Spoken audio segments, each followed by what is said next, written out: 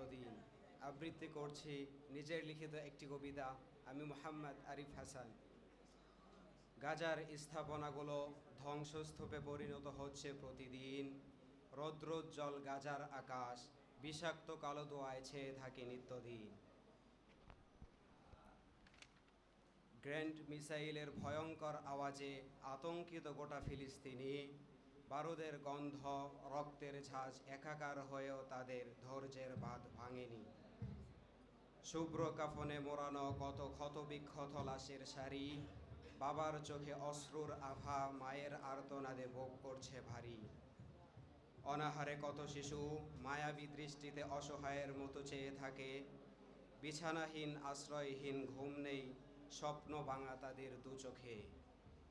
শিশু, নারী, বৃদ্ধ, বৃদ্ধা সকলেই হিংস্র পশুর পাশবিকতার জাতাকলে। বাঁচার অধিকার, স্বাধীনতার স্বাদ নেই কি তবে তাদের কপালে? ওই মানুষরূপী ইসরায়েলিরা মানুষ নয় তো, এরা হলো হায়েনা। কেড়ে নিয়েছে তারা পরিবারের হাসি, বাবার কাছে করা সন্তানের বায়না। সালাম আলাইকুম। মাশাআল্লাহ। এর মধ্যেই পরিসমাপ্তি।